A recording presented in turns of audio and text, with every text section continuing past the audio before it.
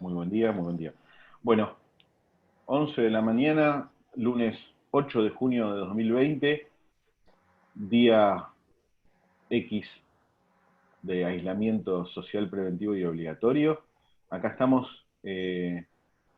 con una nueva jornada, una nueva oportunidad de capacitación desde la Federación de Comercio e Industria de la Ciudad Autónoma de Buenos Aires.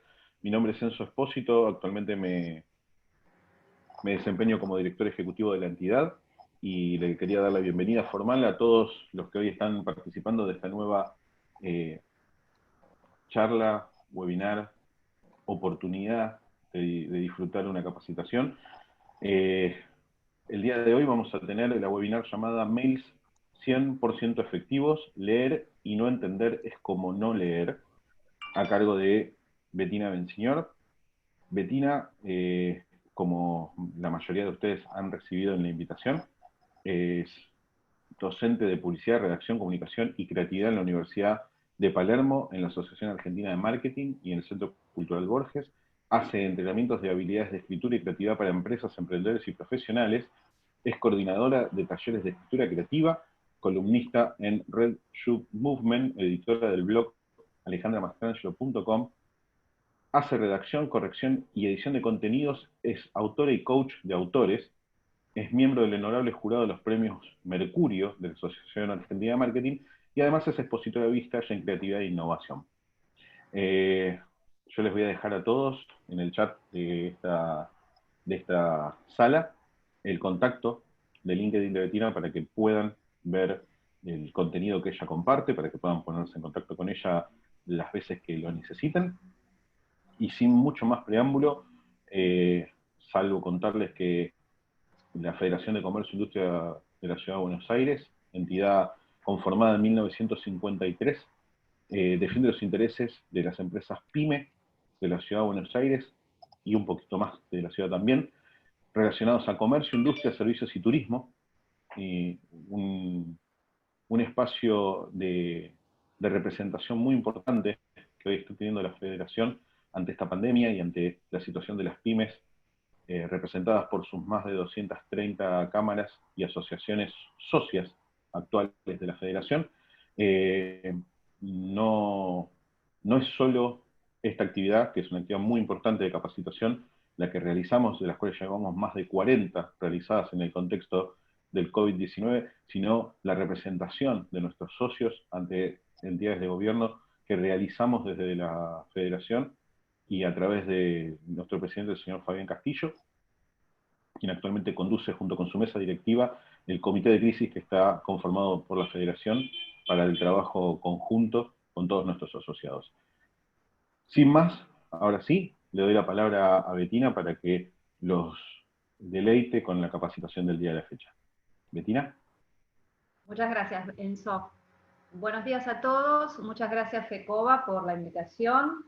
Es un placer y un honor estar esta mañana acompañándolos para mejorar lo que más se pueda la escritura de los mails. Los mails son una de las herramientas más estratégicas que tenemos en este momento para comunicarnos, así que es una herramienta que bien vale pulir y mejorar. Y nos vamos a ir entrenando permanentemente en esto, de escribir cada vez más, en forma más enfocada, más clara y más directa, los mails. Hoy vamos a hacer un pequeño recorrido por 4 aspectos con respecto a la redacción de los mails. En primer lugar, nos vamos a enfocar en a quién le estamos escribiendo, ¿sí? ¿Quién es el otro? Cómo le vamos a escribir. Después vamos a ver reglas de cortesía en Internet, que se llaman Netiquette, y un kit de herramientas de redacción. Comenzamos entonces. La necesidad de ver y de saber qué es lo que ve el otro. No basta con comunicar lo que necesitamos decir, sino que tenemos que hacerlo entendible para ese otro. Y necesitamos para eso saber qué es lo que ve, ¿sí? Les hago una pregunta, que me vayan mandando por chat. ¿Qué cosas están viendo en esta imagen? Es una estatuilla de cerámica, de porcelana, les propongo que manden por chat, más allá de si entienden o no entienden, qué les parece que están viendo, qué elementos hay en esta figura de porcelana.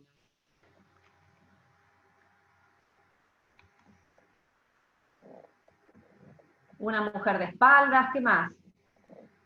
Instrumentos musicales, una persona tocando, ¿qué más ven?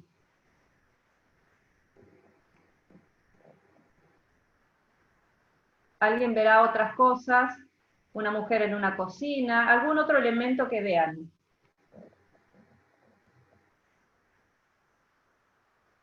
Una imagen estática de decoración. Bueno, fantástico. Vamos a verla desde otro punto de vista, ¿sí? ¿Qué ven ahora? ¿Me mandan por chat?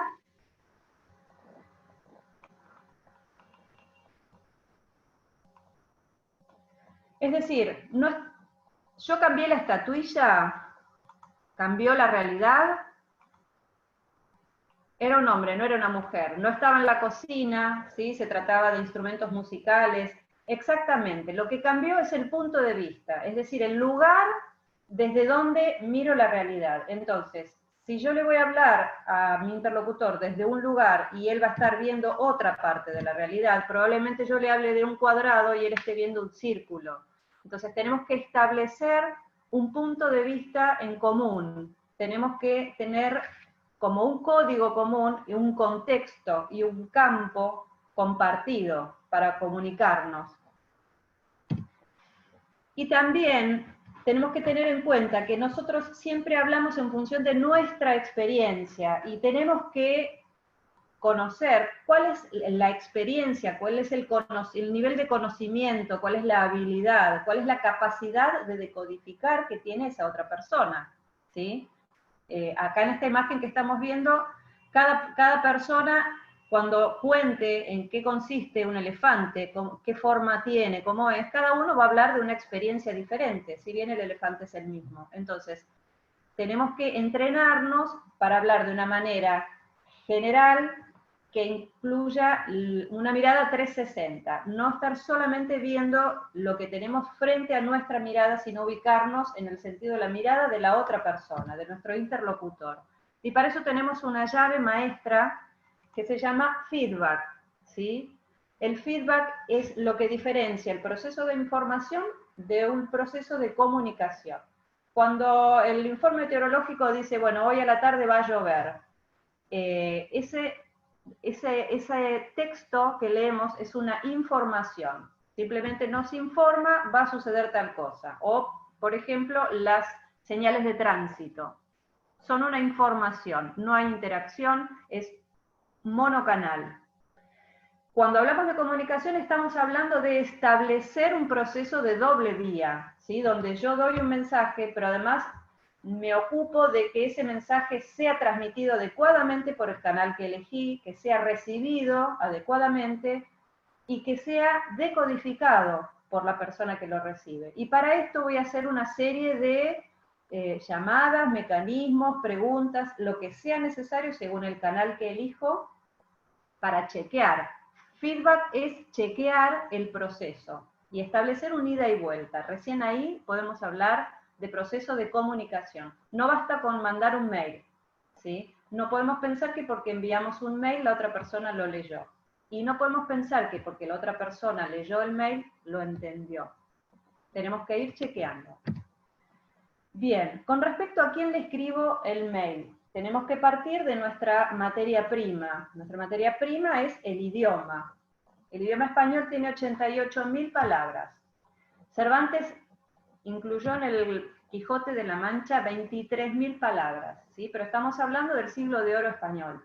Hoy, actualmente, un ciudadano promedio tiene un repertorio de 1.000 palabras con las que se comunica y con la que entiende los mensajes, siempre y cuando no sea un millennial. Si estamos hablando de un millennial, estamos hablando de alguien que tiene un repertorio de 240 palabras, tanto para hablar como para entender o decodificar. No estamos hablando de comunicación entre especialistas, digamos, entre ingenieros, entre médicos, eso, digamos, por supuesto, manejan otro repertorio. Estamos hablando de una comunicación con un público general. Entonces, si nos vamos a comunicar con un millennial, ¿Qué repertorio de palabras vamos a elegir para que el mensaje le llegue, para que lo decodifique, para que le interese, para que le llame la atención y le interese leerlo?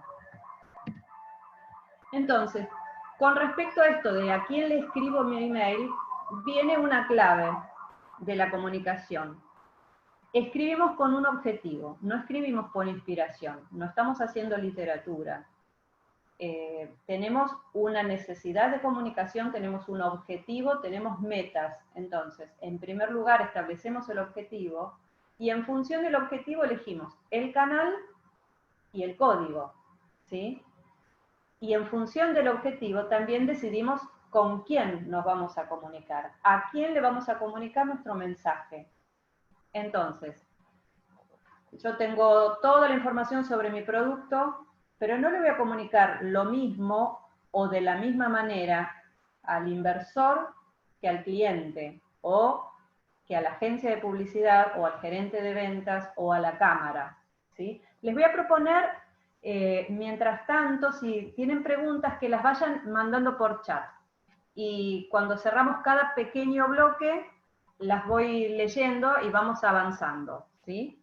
Entonces, así como no hablamos de la misma manera con un colega que con nuestro hijo o sobrino de 3 años o que con el médico, bueno, no podemos comunicarnos de la misma manera ni comunicar exactamente lo mismo con nuestros diferentes públicos.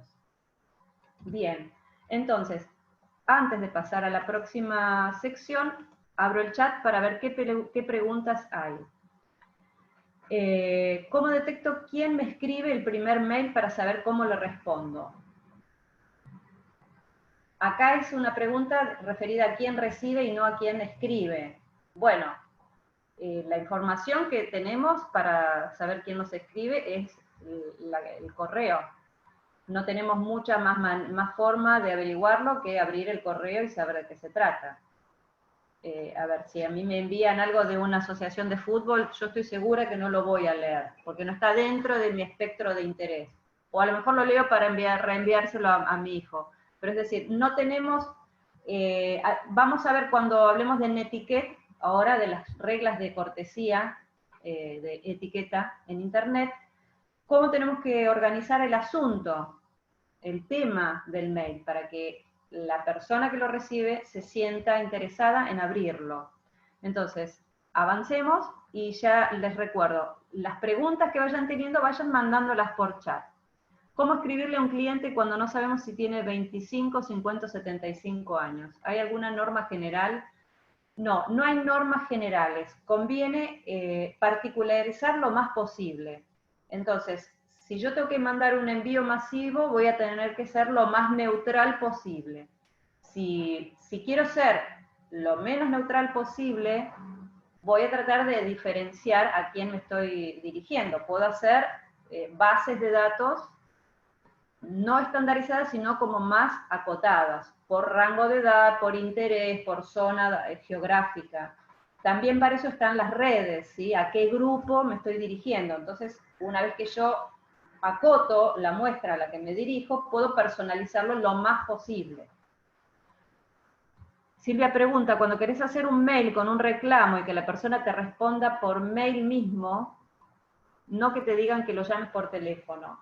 Nosotros podemos hacer lo que está a nuestro alcance. Si es norma de la compañía a la que estamos escribiendo responder por teléfono, vamos a tener que establecer algún acuerdo, ¿sí? O la compañía modifica su manual de procedimiento o nosotros nos adecuamos al manual de procedimiento de la compañía.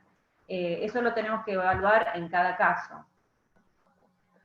Pasemos a las normas, a las reglas de cortesía, y los invito a que me sigan dejando las preguntas. Bueno, hay una serie de reglas básicas, ¿sí? No usar el correo de la empresa para correspondencia personal y viceversa, no usar el correo personal para mails de la empresa. En segundo lugar, contestar los mails en un tiempo prudente, digamos dentro de las 24 horas, excepto que estén esperando una respuesta urgente, ¿sí?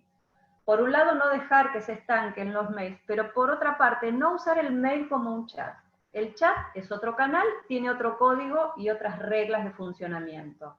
El mail puede tener la inmediatez de un intercambio, pero hay que saber cuándo parar, ¿sí? En general, un intercambio de 2-3 mails en respuesta y respuesta al otro, ¿sí? Y una nueva respuesta, se establece una pequeña conversación, pero que no conviene que se extienda demasiado. Después, mensajes cortos, 100% cortos. Esto aplicado a todos los textos, y más en este contexto donde las redes, los mails, los chats, WhatsApp están sobredosificados, ¿sí? La gente escribe mucho más, intercambia muchas más comunicaciones que en una época, entre comillas, normal. Entonces, todo lo que podamos ser de breves, no solo en cuanto al contenido, sino a la cantidad también de mensajes que se envían. Tratar de reducir la frecuencia y el contenido, la extensión. De todas maneras, un mensaje corto en un mail no significa ser un mensaje telegráfico, ¿sí? El mail, así como dijimos que no es un chat y no se puede enviar permanentemente respuestas y preguntas y respuestas, tampoco corresponde usar abreviaturas como si fuera un mensaje de texto o de WhatsApp. Bien. Voy a decir algunas obviedades, pero al momento de escribir un mail y mucho antes de presionar el botón enviar, tenemos que ver muy bien a quién copiamos.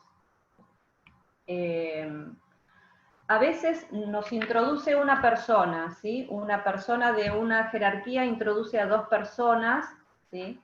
Corresponde copiarlo en la respuesta, pero si a partir de eso se establece un diálogo con varias idas y vueltas, no siempre corresponde copiarlo. Pero acá no podemos generalizar. A veces, formalmente, corresponde que la persona que introdujo a las otras 2 esté al tanto de toda la gestión. Entonces, en ese caso hay que copiarla todas las veces. En otros casos, donde no existe donde, digamos, no tiene que hacer un seguimiento o donde no existe ese nivel de formalidad, basta con responder y agradecer, y el resto del diálogo continuarlo con la persona a la que fuimos introducidas. Entonces, si hay algo que no podemos hacer en el intercambio de mails es ser automáticos, ¿sí? Tenemos que desautomatizar todo y chequear cosa por cosa. Entonces, hablando de automatismo, tampoco corresponde responder a todos en forma automática por lo que acabo de decir. A veces corresponde y a veces no. Hay algunos sistemas de correo que todavía siguen agregando el RE, ¿sí? O el FW, forward, cuando es respuesta. Entonces, si no los vamos sacando, se van acumulando re. No corresponde. Lo correcto es poner un solo re. Después, no introducir nuevos mails sobre nuevos temas con un asunto viejo. Por ejemplo, se inicia la conversación por mail a partir de un pedido de presupuesto. Bueno, van y vienen los mails hasta que se aprueba el presupuesto. No conviene el primer mail a continuación, digamos, cuando ya estamos hablando del proyecto, de la entrega, ¿sí? O de lo que sea, el plan de pagos, lo que sea, no conviene ponerlo con el asunto viejo. Conviene iniciar una nueva conversación con el nuevo asunto, por ejemplo, entrega, por ejemplo, fabricación, lo que fuera. Porque esto favorece el seguimiento. Cuando tenemos que ir a buscar un mail, no podemos hacer un recorrido, ¿sí? De cada mail que hemos mandado. Se supone que en una conversación están todos los mails. Y cuando queremos hablar de otro tema, iniciamos una nueva conversación a la que le damos seguimiento. Esto hay gente que todavía no lo está entendiendo. No se envían cadenas de mensaje por mail. Ya no. Ojalá mucha gente entienda que esto también aplica a WhatsApp, porque especialmente en este momento tan delicado tenemos que cuidarnos de las falsas informaciones, de las falsas cadenas. No nos metamos en ese terreno. Comuniquemos lo que tenemos que comunicar, a quien tenemos que comunicar, y usemos otras vías para mandar cadenas si nos resulta inevitable compartir una cadena. Después, usar siempre el mismo estilo de formatos en los mensajes, ¿sí? No estar cambiando el estilo de letra, el estilo de... Hay gente que usa un fondo de color o un color de tipografía. Si vamos a elegir un color, un formato, lo sostenemos durante todo el tiempo, digamos. Se convierte en nuestro estilo de comunicación. Después, acá hay una clave. Los asuntos que sean lo más descriptivos posibles, ¿sí? Porque el asunto, acá esto responde en parte a la pregunta que me habían hecho. El estilo, el asunto, es lo primero que lee el destinatario. Entonces, va a ser el gancho que va a definir si el destinatario va a leer o no va a leer nuestro mail. Ahí tenemos que resumir todo nuestro propósito, ¿sí? Cuando pasamos al cuerpo del texto, esto que parece obvio, también hay que chequearlo. Escribir con buena ortografía, con buena puntuación. Los signos de puntuación tienen una función diferente cada uno, y es bueno aprender para qué sirven. En un rato vamos a ver en qué consisten los signos básicos. Y escribir con una buena organización, agrupar los párrafos por temas, empezar por lo más importante. Se usa un esquema de pirámide invertida, donde lo más importante va arriba, porque en general no se lee, se escanea, se dan como golpes de vista. Entonces, lo fundamental tiene que estar arriba, de manera que si la persona no lee todo el mail, se haya enterado de lo más importante, ¿sí? Y siempre incluir qué se espera del receptor. Te envío este mail para solicitarte o para informarte, espero tu confirmación, ¿sí? Con respecto a al estilo que elegimos, es importante usar fuentes sin serif. El serif son esos pequeños dibujitos o rellenos que tienen algunas tipografías. Lo que les recomiendo es usar Arial, Calibri, Franklin, y usar negritas solo para destacar alguna idea importante. Si vamos a destacar muchas cosas, finalmente no se destaca nada. Pueden tomar ejemplo de los destacados que hago acá en negritas, que son simplemente una idea fuerza dentro de todo un contexto, de una oración o de un párrafo. No incluir imágenes de fondo, siempre que se pueda. Letras de diferentes, no incluir ni imágenes ni letras de diferentes tamaños, ni de diferentes colores. Si van a usar color, toda la letra debería ser en el mismo color. Ser breve, esto se aplica a todos los textos hoy en día, ¿sí? Ser breve significa ir al punto, no incluir cosas de más. Un mensaje corto, además, tiene más chances de ser entendido y tiene menos chances de ser borrado. Si el mail es largo, si el tema que vamos a tratar es largo, conviene adjuntar un documento separado o ponerlo en la nube y hacer referencia a este adjunto en el cuerpo del mensaje, es decir, informarle que, bueno, que amplían información o que amplían determinado detalle en el adjunto o en el archivo que comparten en la nube. Bajo ningún aspecto usar mayúsculas, no se escribe en mayúsculas, las mayúsculas son para iniciales, para inicial de una palabra, de una oración o de un nombre, ¿sí? El uso de mayúsculas se puede interpretar como un grito o una orden, ¿sí? Como hasta como cierto nerviosismo, igual que el abuso de signos de admiración o de interrogación. Fíjense, usar muchos denota ansiedad o fastidio. Entonces, bueno, conviene, como no tenemos información de contexto, en qué momento, en qué situación es leído el mail, tenemos que ser muy cuidadosos. Poner siempre un encabezamiento amable y lo más personalizado posible. Estimado Pedro, apreciado doctor Pérez, lo que sea, según el nivel de confianza. Nunca podemos atribuirnos más confianza de la que tenemos, querido fulano, cuando estamos dirigiéndonos a un desconocido, alguien que no conocemos, ni excesivamente distante o formal cuando tenemos conocimiento de esa persona, porque también genera una incomodidad, ¿sí? El saludo, la bienvenida, si establecemos un intercambio de mails donde la otra persona lo recibe y me responde en el momento, no conviene estar saludando todo el tiempo, ¿sí? Pero si esa respuesta difiere hasta el otro día sí es conveniente responder, saludar, ¿sí? Voy a ir chequeando los chats, pero ya aviso que es preferible hacerlo al final, ¿sí? Vamos a hacer una cosa, para no estar interrumpiendo leo toda esta parte y leo después las preguntas. El punto y aparte en escritura digital se usa más seguido, se tiende a la una verticalidad de los textos. Es decir, que en vez de usar tanto punto seguido, se usa más punto y aparte, porque además se lee en dispositivos móviles que tienen pantalla vertical.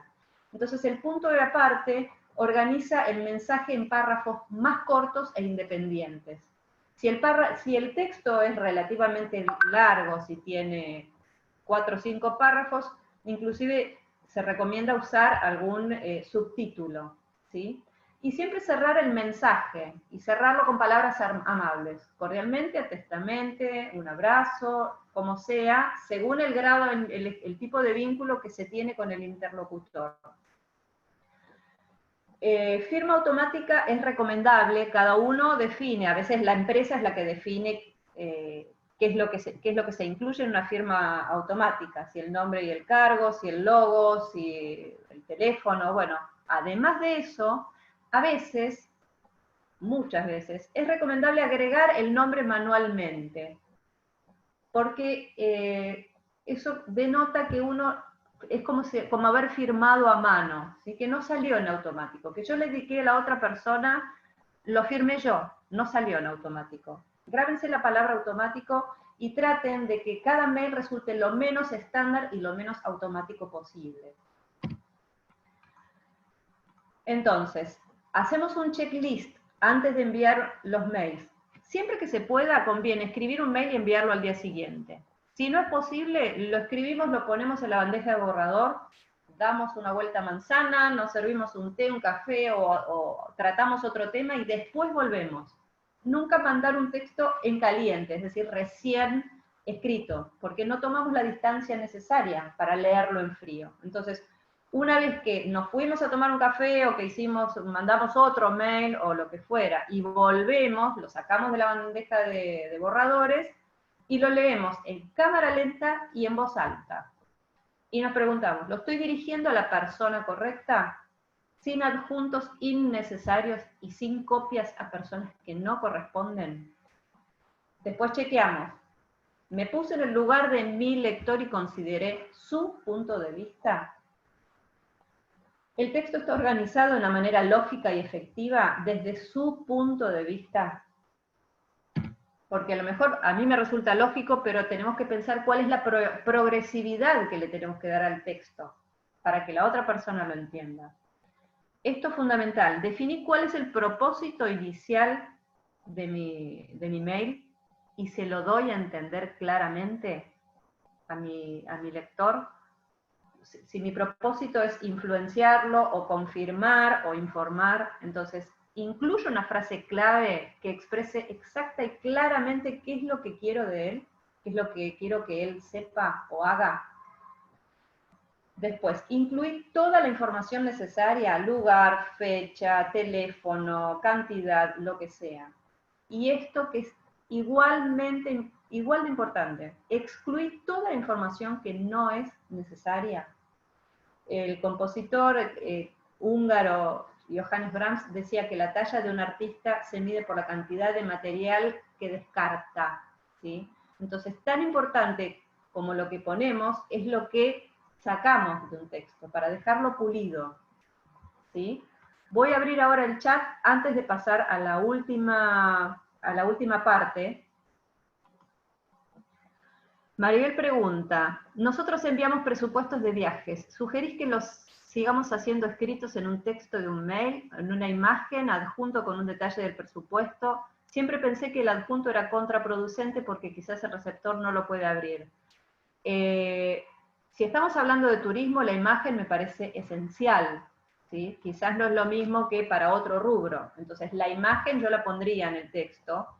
Quizás haría algo más redondeado del presupuesto, o decir qué incluye el presupuesto y poner los números en el adjunto. Es decir, adelantar lo más interesante, lo que a la otra persona más le va a atraer, Y lo más técnico, la información más dura, lo que sí o sí tiene que leer, entonces va a tener que abrir sería ponerlo en el adjunto. Pero también estamos hablando de que, no sé si te estás refiriendo a clientes unitarios o a una empresa, ¿sí? que compra paquetes. Entonces, bueno, personalizar siempre al máximo. Después, ¿cómo hago para enviar el mismo mail a distintas personas y que no vea que también se lo envié a otra persona con copia?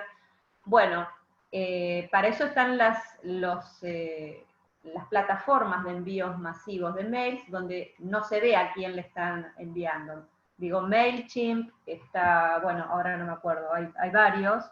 MailChimp es uno. Y ahí cada uno lo recibe a su nombre. Después, Marcela, ¿por qué la gente en general no abre los mails? ¿Qué parte potenciaría? Bueno, en primer lugar no generalizaría, y me pondría en el lugar pensando qué me pasa a mí cada vez que recibo mails, ¿sí? Piense cada uno, ¿qué le pasa cuando abren, ya sea la plataforma que usen para los mails, ¿sí?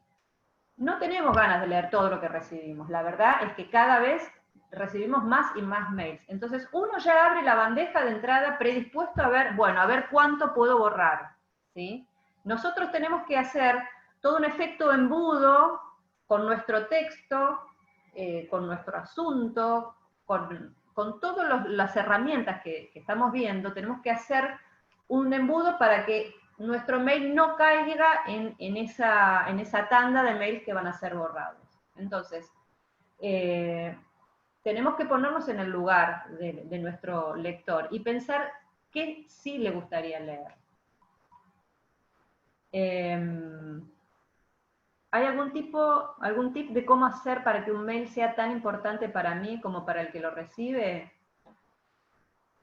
La escala de prioridades no la podemos establecer. A ver, la escala de prioridades de la otra persona no la podemos establecer nosotros.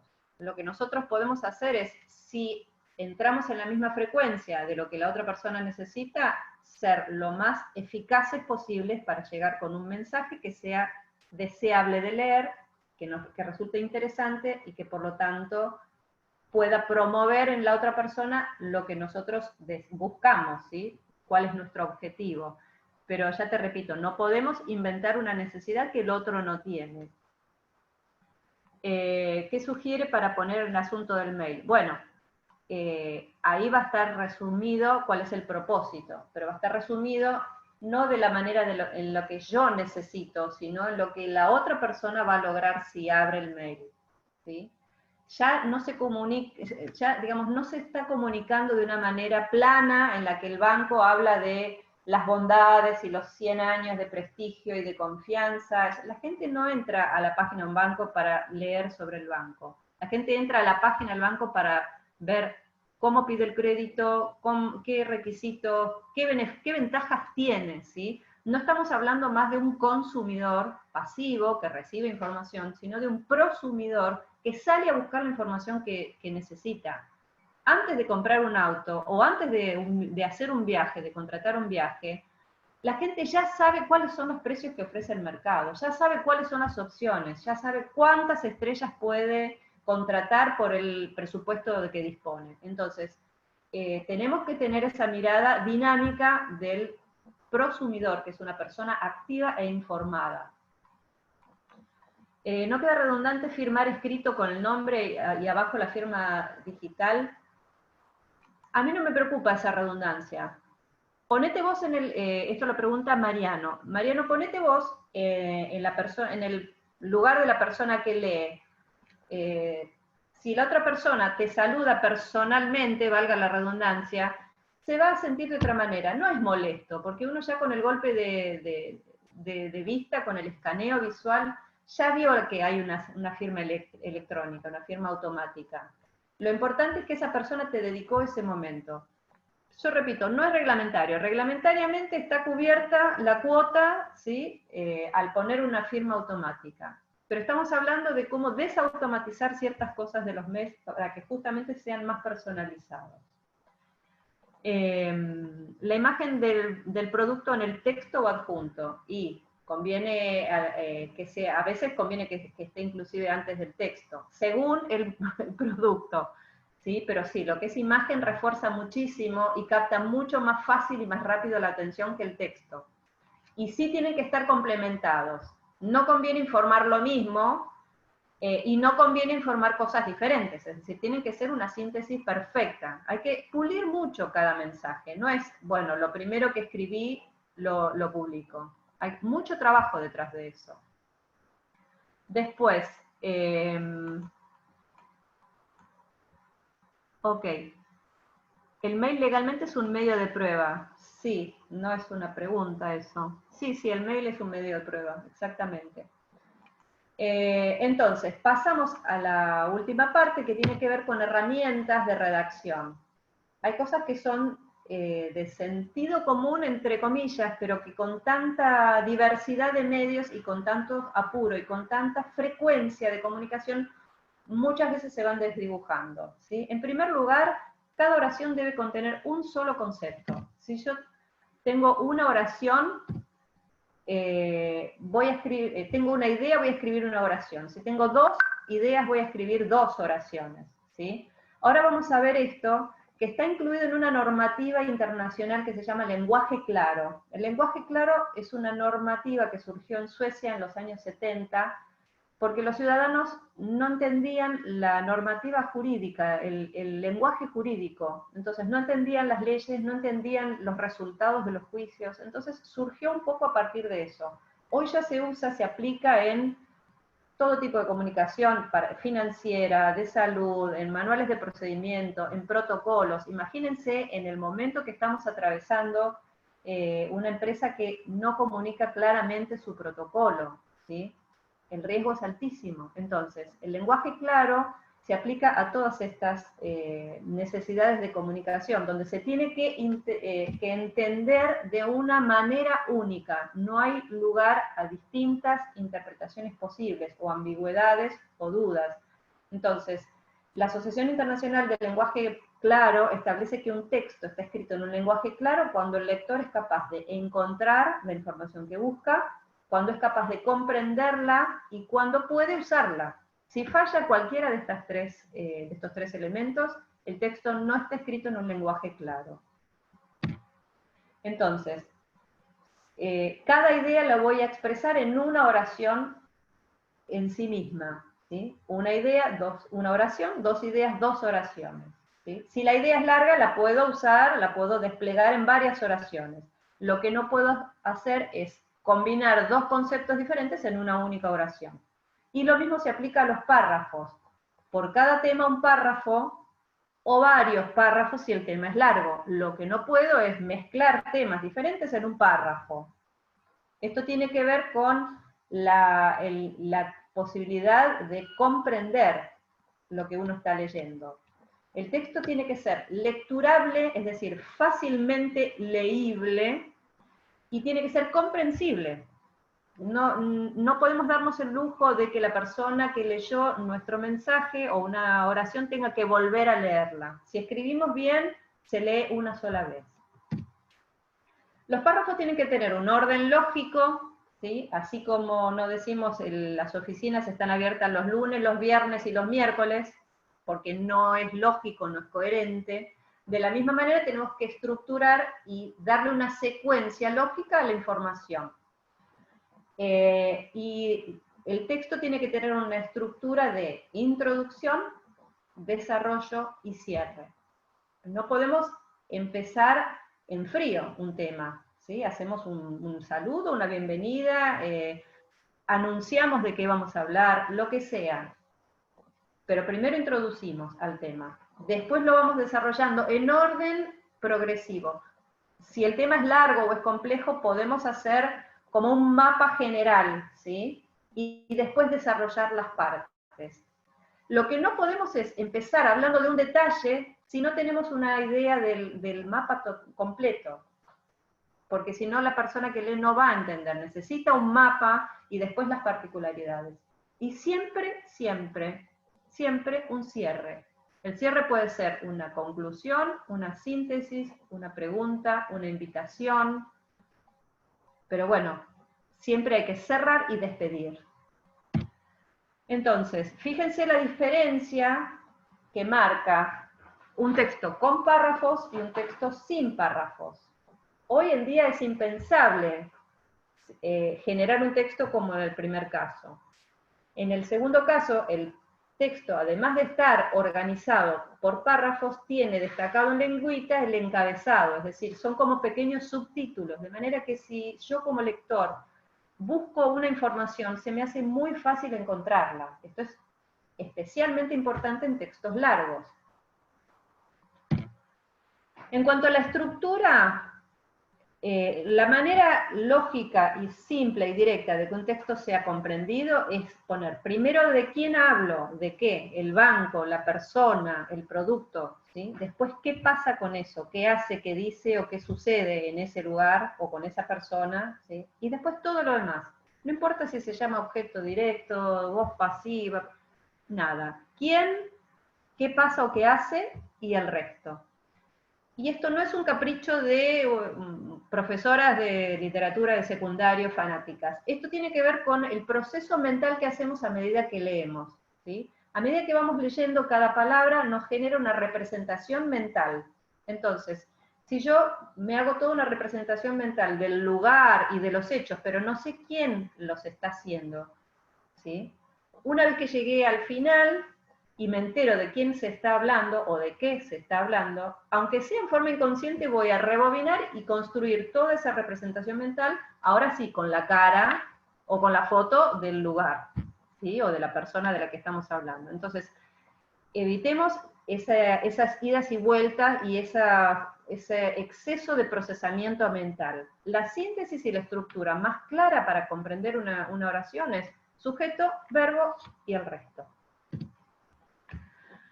Porque escribimos en forma complicada o indirecta, hablamos mal y escribimos mal, ¿sí?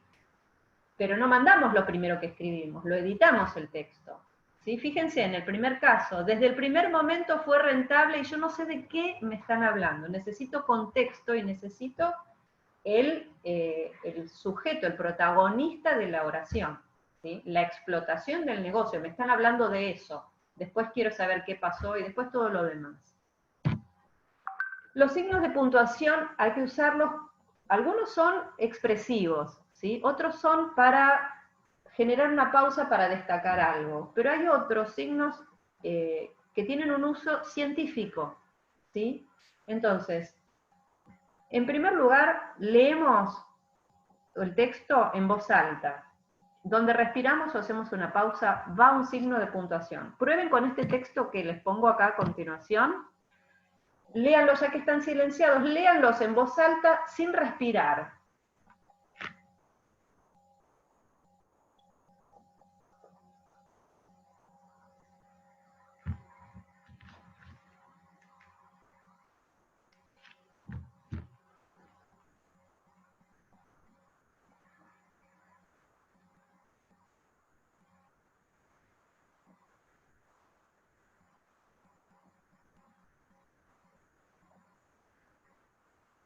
Bueno, se dieron cuenta que no es natural leer sin respirar. Donde va una respiración va algo.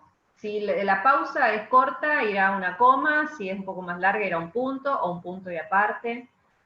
Pero bueno, a tal punto son importantes las comas que pueden cambiar por completo el sentido de una oración. Acá, ¿dónde pondrían la coma? ¿Después de qué palabra? Eso si quieren me pueden mandar por chat.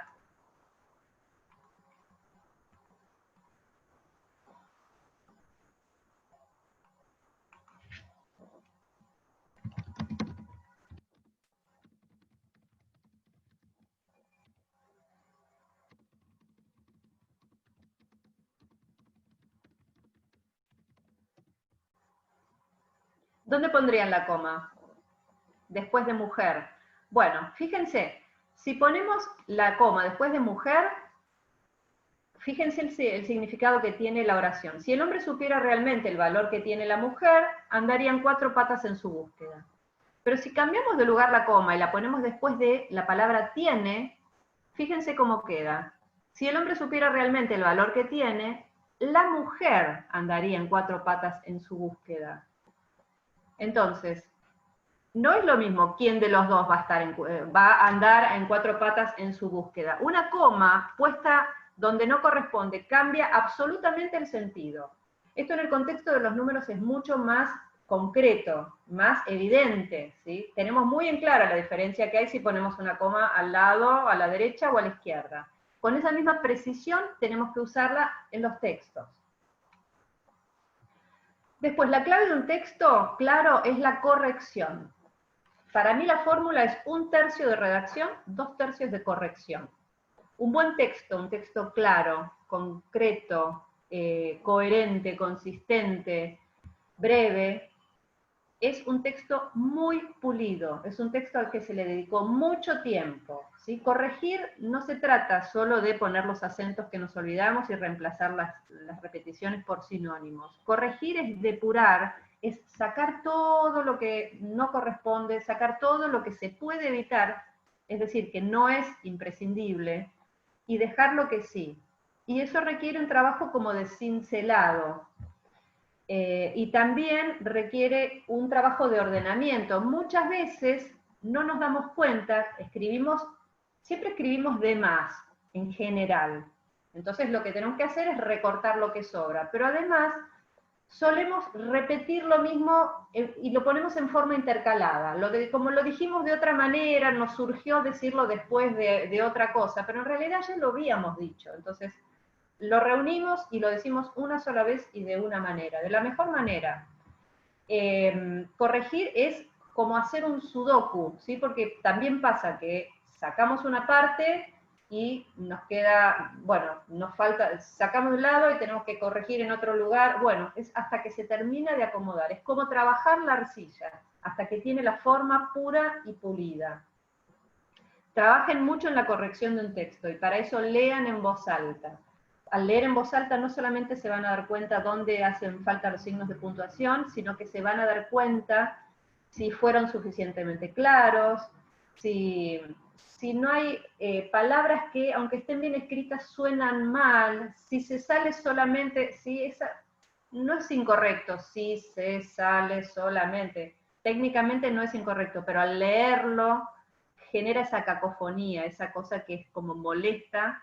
Entonces, bueno, lean con esa intención y corrijan en varias capas, ¿sí? A lo mejor en una primera corrección pueden ocuparse de la ortografía, de las mayúsculas, de los signos de puntuación. En otra segunda corrección se pueden orientar específicamente en la comprensión, si es comprensible, ¿sí? Después en otra tercera se pueden centrar en la longitud. Es divertido, llega a ser divertido trabajar en la síntesis. Yo a veces lo hago como un desafío y le pongo al Word la herramienta contar palabras o contar caracteres con espacio, y yo misma me voy proponiendo como estos desafíos de, bueno, a ver, ¿cómo lo puedo decir con menos palabras? ¿Sí? Entonces, un texto claro es un texto que incluye al lector. No conviene hablar en términos de ustedes o de ellos, ¿sí? Sino de involucrarlo. Hablar desde un nosotros. Si la persona, nosotros queremos que sea nuestro cliente, queremos captarlo como cliente y nosotros tenemos un buen producto, podemos hablar de nosotros en términos de que somos un sistema en el cual uno ofrece algo que al otro le sirve. Después, un texto claro es un texto escrito con palabras cortas y concretas. Siempre que puedo elegir entre 2 palabras, voy a elegir la más corta y la más concreta. Esto responde al principio de lecturabilidad que comenté hace un rato. Un texto claro es un texto donde, si tengo para elegir, elijo la palabra de uso más frecuente, excepto que estemos hablando en términos técnicos entre especialistas. Si no es el caso, entre las 2 palabras que tengo para elegir voy a optar por la más conocida, la más frecuente. Y esto mejora la comprensión del texto.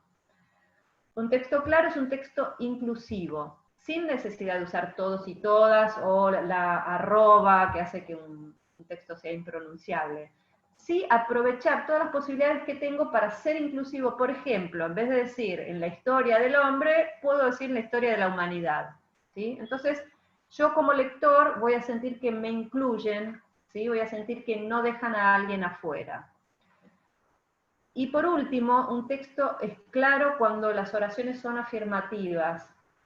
Es muy delicado el uso de la palabra no y de las negaciones. Si yo les digo, no, el clásico, no piensen en un elefante rosa, ustedes ya tienen en la mente el elefante rosa, ya casi lo están viendo caminar.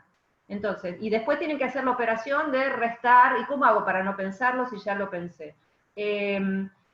La recomendación es evitar las negaciones. Y si es imposible, porque tenemos que poner una negación, inmediatamente al lado poner una oración en positivo, una afirmación. Y siempre que hablamos de un problema que resolvemos, el esquema va a ser problema, solución. No podemos encarar un texto, empezarlo por una solución y después describirle cuál es el problema. No solo que no tiene lógica, sino que lo que necesitamos es que el texto termine arriba, como dicen los chicos, ¿sí? Bien arriba. Lo último que se va a leer es lo último que se va a recordar. Quizás lo único que se vaya a recordar. Entonces tenemos que terminar con el mensaje, con la palabra clave, con el call to action, ¿sí? Esa llamada a la acción y decir claramente qué esperamos del interlocutor. Con respecto a lo que tenía para compartirles en la presentación, ya llegamos, digamos, a lo que traje para compartir. Entonces, ahora voy a abrir nuevamente las preguntas del chat para seguir conversando. Esta frase me encanta, ¿sí? Porque cuando escribimos, no escribimos para que, bueno, alguien nos entienda. Escribimos para que todos nos puedan entender. Vamos al chat. Entonces, estamos, puede ir después de tiene, en cualquier caso es espantosa la frase, lo de la coma, ok. Pero sería un comentario muy machurulo. Bueno, esto tenía que ver con el ejercicio de las comas. ¿Cómo negociar un reclamo de un cliente muy enojado? Como vendedora siempre voceo y no escribo de usted porque sale mal redactado. Bueno, no sé quién es el cliente, no sé cuál es el servicio. Una cosa es un desodorante que vino con la tapa que no cierra bien y otra cosa es una operación inmobiliaria fraudulenta y un cliente enojadísimo, digamos. Hay situaciones que requieren un nivel de formalidad extremo y hay situaciones que no. Entonces, no puedo contestar en forma tan generalizada. Sí, el tema de la respuesta asertiva a los reclamos es establecer un campo común, ¿sí? Esto, un nosotros, entiendo el motivo del enojo, entendemos y aceptamos que esta situación fue así, pedimos las disculpas, es decir, hay todo un protocolo de comunicación asertiva para reclamos, pero en primer lugar, salir de la separatividad ustedes-nosotros, ¿sí? Estamos los dos y los dos estamos interesados en resolver este problema. Ese sería el contexto del mensaje. Después, si es de usted o de vos, tenemos que verlo en cada caso. Si pueden enviar la presentación al terminar, sí, como no. Muchas gracias por la excelente disposición. En turismo ahora todos son reclamos.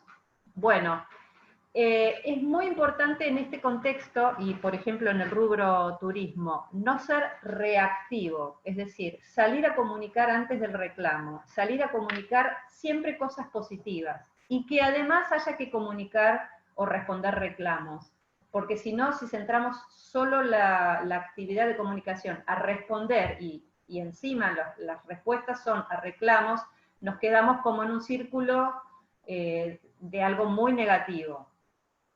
Entonces,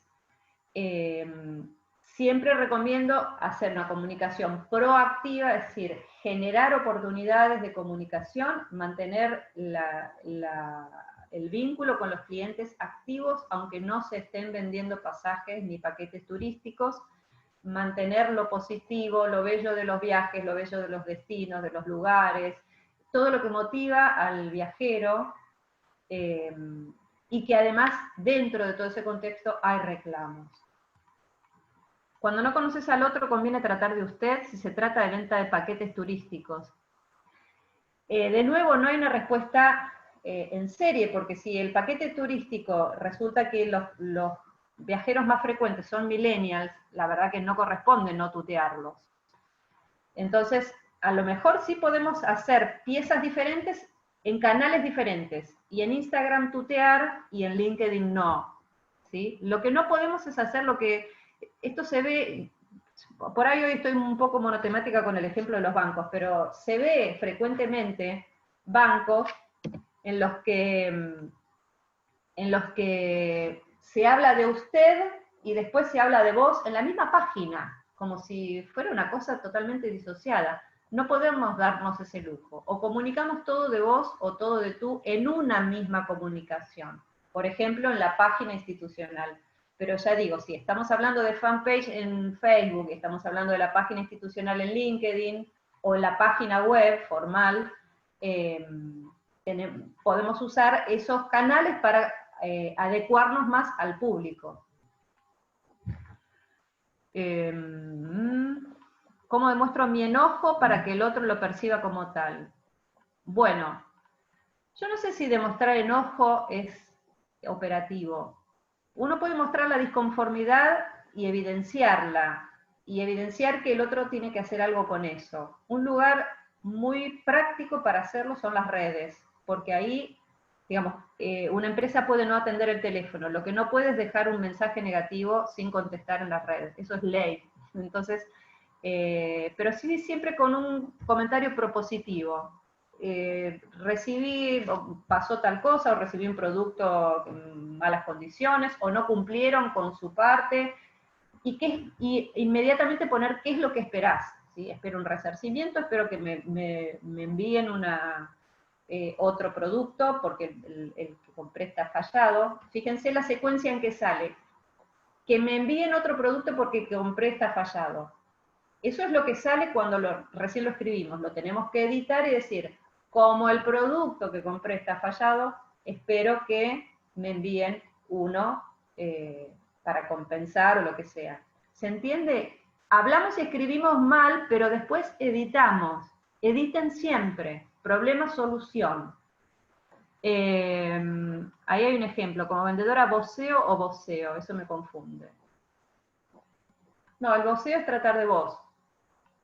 Que se escribe con S. Pocos países en Latinoamérica damos el trato de vos. Venezuela, Argentina, y no me acuerdo, creo que República Dominicana o Costa Rica, no me acuerdo cuál más. Muchas gracias. Gracias por los comentarios. Me alegra que les sea de utilidad, así que comenten también si tienen casos puntuales que les hayan resultado exitosos, si quieren compartir con los demás también, porque aprendemos entre todos, ¿sí? Si quieren traer algún caso de éxito, de algún mail que les haya dado buen resultado. Bueno, a ver, gracias. La grabación va a estar subida al canal de YouTube de FECOBA. Parece que los millennials leen textos cortos, ¿cómo ser tan atractivo para ese sector? Colombia también vocea. Sí, gracias, Marcela. Bueno, ¿cómo ser atractivos para los millennials? Primero, ser cortos. Los millennials, imagínense que ni siquiera hablan por teléfono con su esposa, ni con su mamá, ni con su...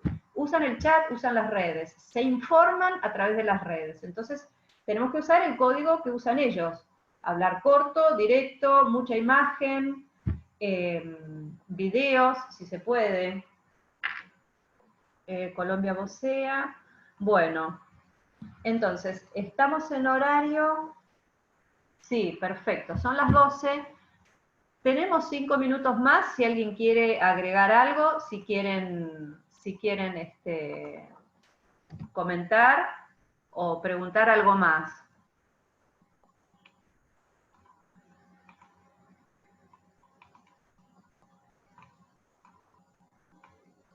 Bien, ahí miro de nuevo el chat porque estoy...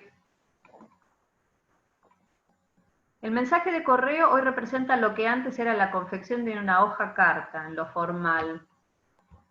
Sí, lo que pasa es que cumple varias funciones, porque también, como decían al principio, es un documento y una prueba legal, pero también es una herramienta de intercambio, y si bien cuando fue concebida como una herramienta de intercambio a través de la computadora, hoy esto se hace desde el teléfono.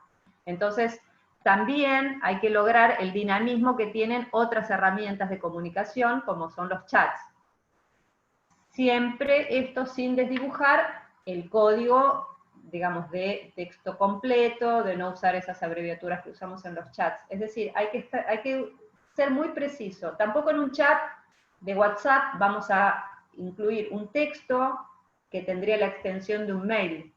¿Se entiende? Entonces, el mismo mensaje a la misma persona se la mandaríamos de diferente manera según el canal que vamos a usar. ¿Cómo influir para que respondan mails que leen nuestros destinatarios sin poner carteles de color? Marcela, ¿podría ser un poquitito más precisa? No sé si estás hablando de influir para vender o para confirmar, o no sé qué tipo de mails, y no sé a qué tipo de carteles de colores te referís. A lo mejor si me decís una situación puntual, me doy más idea para responderte.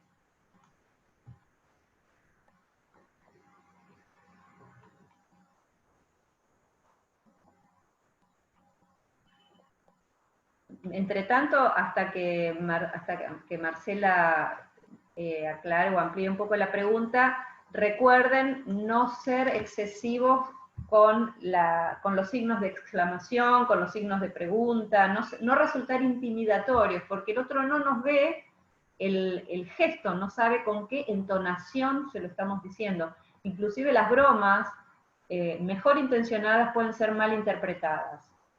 Entonces, yo les propongo que tengan muy en cuenta el contexto, de la pandemia. Estamos todos en una situación extrema de aislamiento, de preocupación, de incertidumbre. Tratemos de ser lo menos intrusivos posible, lo más claros y directos, y siempre un mensaje positivo, un mensaje tranquilizador, un mensaje que al otro le sume. Sí, tal cual, depende del producto. Si es turismo se suele destacar con colores. En un mail que necesitamos una respuesta, lo leen pero no responden, ¿cómo pedirlo al final del mail? Bueno, establecer una secuencia. Cuando mandamos un mail, esperamos un tiempo prudencial, que pueden ser 24 a 48 horas, y podemos chequear si lo recibieron. Si lo recibieron, si nos responden que lo recibieron y no lo contestaron, una buena táctica es aprovechar los viernes para hacer, entre comillas, el cierre de la semana. Entonces, hola fulano, ¿cómo estás? Estoy cerrando la semana, quería chequear si pudiste leer o lo que sea. Si esto aconteció entre jueves y viernes, no corresponde mandarlo el viernes. El lunes, bueno, hola fulano, ¿cómo estás? Estamos empezando la semana, quería chequear si pudiste, ¿sí? No ser demasiado insistente, porque cuando alguien es recargado genera el efecto contrario. Uno se pone a la defensiva y ya se pone como refractario. Si después de 1 o 2 mails no hay respuesta, según el caso, se puede cambiar de canal y mandar por WhatsApp o por teléfono. Pero esto es, repito, hay que estudiarlo en cada caso en particular. Existen muchas personas que ya no leen los mails y solo WhatsApp. Exactamente. Bueno, sí, exactamente. Cómo escribir WhatsApp efectivo sería tema para otra charla, pero sí escriban cortito, claro, concreto, palabras comunes, mucho punto y aparte. Fíjense que WhatsApp es una lectura vertical. Si usan WhatsApp web van a poder destacar algo cada tanto en negrita. Así que bueno, me parece que esto por hoy es todo. Espero que les haya sido de utilidad y espero bueno, que pongan en práctica todo esto que estuvimos viendo. A ver, estoy viendo el chat. Muchas gracias. Espero que puedan ponerlo en práctica y que les resulte útil. Tienen mi mail, cualquier cosa pueden mandarme alguna consulta,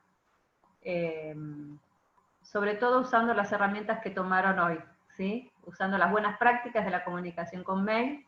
Ahí me voy a dar cuenta si realmente fue útil la charla y si entendieron todo lo que compartimos hoy. No, es hasta las 12, es 1 hora la charla, Flavia. Así que bueno, les agradezco a todos. A mí me gustaría abrir los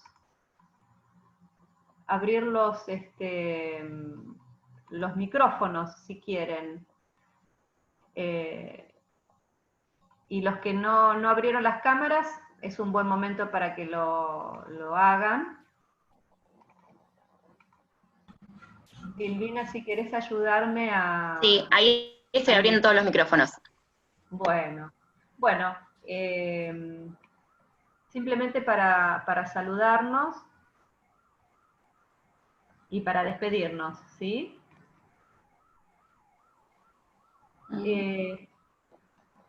Me gustaría saber qué es lo que les resultó más útil y que se llevan de la charla de hoy.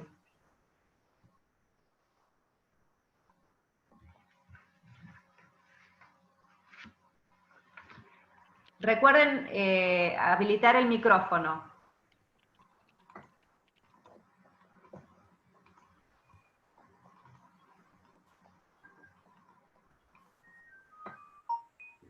Los que, a medida que ya tienen reiniciado el audio, el micrófono, les propongo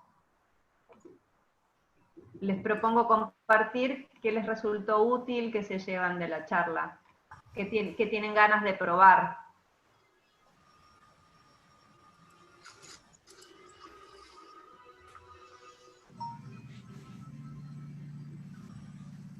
Sí, parece que no se está pudiendo compartir el audio. Yo estoy abriéndolos, pero se vuelven como a cerrar. A ver. Sí, estoy notando eso. No sé si cada uno se lo está volviendo a cerrar nuevamente o... Sí, no veo que... Porque ya los habilité a todos y no pude. A ver. Sí, yo también, pero se vuelven como a cerrar nuevamente. Bueno, Ahí Bettina, están. te voy a hablar yo. Claudio Zambito es mi nombre. Para romper un poco el hielo. Muy buena tu charla y de verdad el uso del mail cada vez es menor. Sí. Mucha gente lo está utilizando exclusivamente por cuestiones legales, ¿verdad? Sí. ¿Por qué? Porque directamente antes de tipear un contrato en Word, qué sé yo, podés mandar el borrador con 3 o 4 de las que serían las principales cláusulas para que el otro lo mire y después instrumentarlo, ¿no? Pero es como que el WhatsApp le ganó al mail, y más ahora que podés tener el WhatsApp en la computadora y bueno, hoy por hoy y con la velocidad que están requiriendo la información, los comerciantes, los empresarios pymes, el uso del WhatsApp se transformó en una herramienta esencial, ¿no? Lo que yo también noto, que en base a la velocidad de escritura, recibo muchos WhatsApp que no los entiendo, le tengo que mandar, por favor, aclarame. Claro. Es tan corto, tan abreviado y se y es nota un lujo tan a las apuradas que cuesta entenderlo. Es un lujo que no nos podemos dar. Es un lujo que no nos podemos dar a veces, ¿no? En realidad, nunca deberíamos darnos el lujo de escribir un mensaje que no se entienda. Que el otro nos mande un mail que no entendamos es una cosa, que nosotros generarnos un mail que no se entiende, no.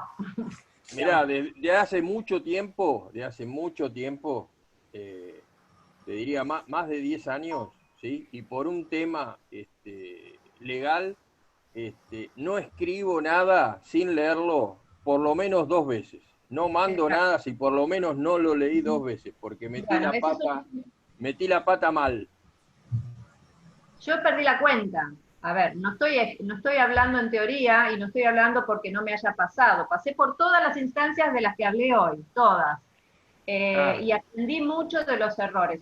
Lo importante de esto, y ya con esto vamos cerrando, lo importante de esto es entender que escribir es una habilidad y como tal se entrena. Entonces, cuando sabemos dónde ir poniendo el foco, nos vamos a equivocar y bueno, vamos a releer un mail que ya lo mandamos y vamos a decir, no, la verdad es que quedó largo, lo hubiera escrito más corto. El próximo lo vamos a escribir más corto. Siempre las mejoras son a futuro, no pongan un ojo excesivamente crítico, ¿sí? La parte crítica, no, esto es otro dato. Cuando escribimos no usen el juicio, no usen la parte crítica. Escriban y escriban, porque tiene que salir el material. Después, cuando está el material, que es la materia prima, es la arcilla, ahí sí. En otra sesión, digamos, no en el momento de la escritura, porque es otro proceso mental. En el momento de la corrección, ahí sí. Usan todas las herramientas de verificar la estructura, de verificar la separación de oraciones y párrafos por ideas y conceptos, usan los signos de puntuación, etcétera, etcétera. Leen, como Claudio, por lo menos 2 veces, y si pueden 3 mejor, en voz alta, en cámara lenta, y por capas. En la primera corrección voy a prestar atención a tal, tal y tal cosa. En la segunda corrección a tal otra. Y bueno, y después espero que tengan mucho éxito y que escriban mails fabulosos y cada vez mejores. ¿Sí? Les agradezco a todos el interés, la confianza y el intercambio. Y ya saben, cualquier consulta tienen mi mail. Silvina, no sé si querés cerrar o directamente... Ya estaríamos. Muchas gracias a todos por participar. Y lo que sí, lo único que ahora en un ratito van a estar recibiendo una encuesta desde FECOBA. Este tipo de respuestas nos ayudan a nosotros a seguir mejorando todas las charlas y capacitaciones que estamos dando. Así que bueno, esperamos que todos la puedan responder. Muchas gracias. Un placer.